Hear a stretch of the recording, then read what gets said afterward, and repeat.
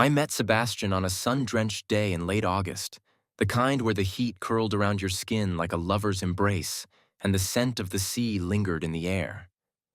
He was the kind of man whose presence commanded attention, the kind who turned heads effortlessly as if the universe had decided that everyone around him should know he was someone special.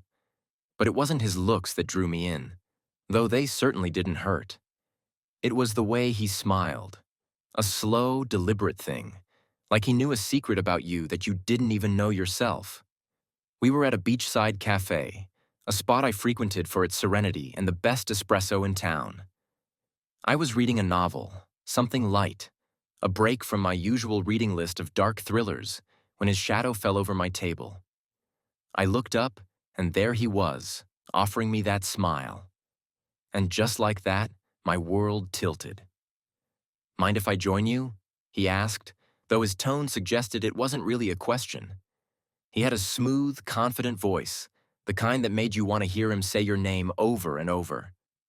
"Go ahead," I replied, surprised at how calm I sounded. Internally, I was all nerves and butterflies, a sensation I hadn't felt in years. He introduced himself, and I offered my name, shaking his hand. His grip was firm, and his skin was warm, too warm, like he had been basking in the sun for too long. He ordered an espresso as well and asked what I was reading. We talked for what felt like hours. He had a way of making you feel like the most important person in the world, like every word out of your mouth was worth listening to. He was charming, witty, and had a certain darkness in his eyes that intrigued me, a darkness that promised there was more to him than the easy smile he wore so well. The conversation flowed, and by the end of it, I was already smitten. I didn't know it then, but that was the beginning of my undoing. I was 40, recently divorced, and vulnerable in ways I hadn't yet fully understood. I had spent so long building walls around myself, walls meant to protect me from the world. But Sebastian? Sebastian walked right through them as if they were made of smoke. Over the next few weeks, we saw each other often. He became a fixture in my life, as constant as the tides. We would meet for coffee, stroll through the town, and spend hours talking about everything and nothing. He had a way of drawing out my thoughts, my fears, and my hopes, things I hadn't shared with anyone in years. He was a listener, a confidant, and soon he became much more. Our first kiss happened on a rainy afternoon. We were huddled under an awning, waiting for the downpour to subside. The rain was a curtain between us and the rest of the world, and in that moment, nothing else mattered. His lips were soft, insistent, and tasted like the promise of things to come. I melted into him, letting go of the last vestiges of restraint I had been clinging to. We fell into a relationship with an ease that should have warned me. But I didn't see it. I didn't want to see it.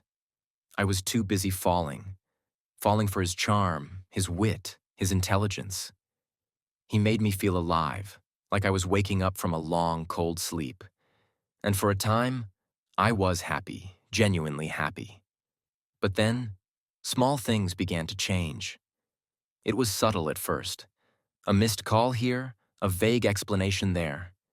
He became harder to reach, more distant. But every time I confronted him, he had a perfectly reasonable excuse, delivered with that same charming smile that had first drawn me in. I wanted to believe him. I needed to believe him. After all, he had given me no real reason to doubt him. And yet, the seeds of suspicion had been planted, and they began to grow, slowly but surely. One evening, we were supposed to meet for dinner at a new restaurant in town. I waited for over an hour, but he never showed. I called and texted, but there was no response. Eventually, I went home, trying to suppress the gnawing feeling in my gut that something was wrong. When I finally heard from him later that night, his excuse was plausible.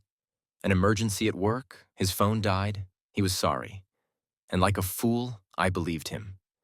But the doubts continued to grow, fueled by 1,000 small inconsistencies, 1,000 tiny lies. I started to notice things I hadn't before. A second phone he never used around me.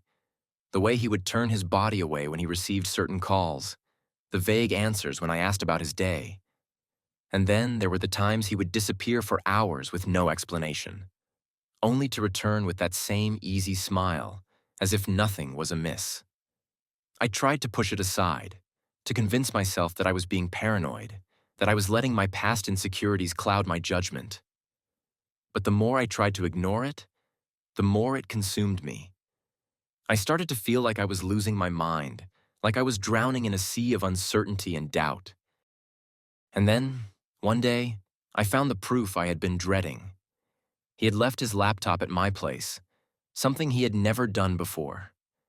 I wasn't the kind of person who snooped, but by then, the suspicion had eaten away at me to the point where I felt I had no choice. I opened it, my heart pounding in my chest, telling myself that I wouldn't find anything, that I was being ridiculous. But I did find something. There was a folder on his desktop, innocuously labeled Work. But when I opened it, it wasn't work documents that I found. It was photos, dozens of them, of him with another woman. They were candid shots, some of them taken in intimate settings, others at various locations around town. In some, they were laughing, in others, they were kissing. The timestamps on the photos went back months, overlapping with the time we had been together. I stared at the screen, my mind struggling to process what I was seeing. It felt like the ground had been ripped out from under me, like I was free-falling into an abyss. My breath came in short, sharp gasps, and I could feel the tears burning in my eyes. But I didn't cry. I couldn't cry. I just sat there, numb, staring at the evidence of his betrayal. When he came over that evening, I didn't say anything at first.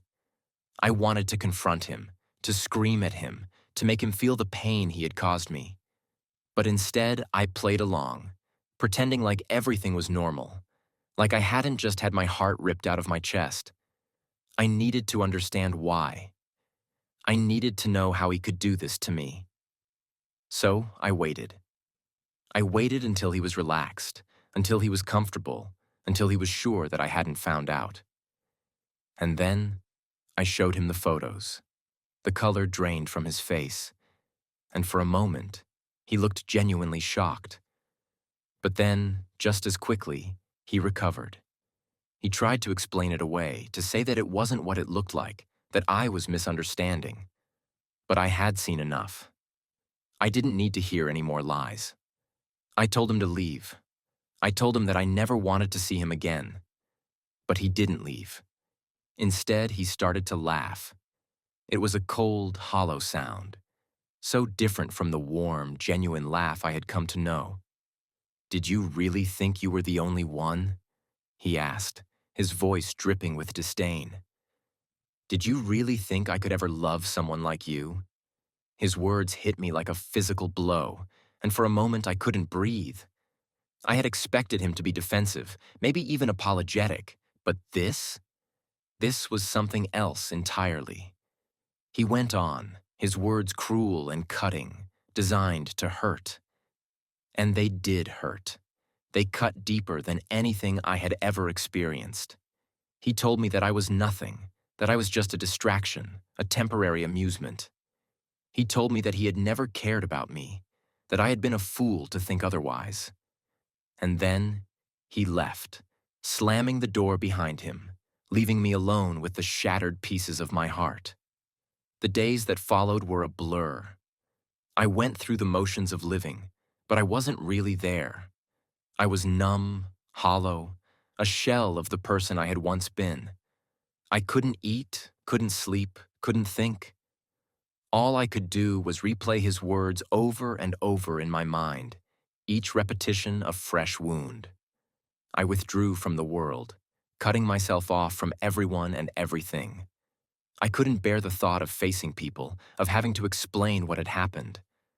I felt ashamed, humiliated, like I had been stripped bare and exposed to the world. But the worst part was the anger. It simmered just beneath the surface, a constant seething presence. I was angry at him for what he had done, angry at myself for not seeing it sooner, for being so blind, so naive. But more than anything, I was angry at how much I still cared, how much I still wanted him, even after everything.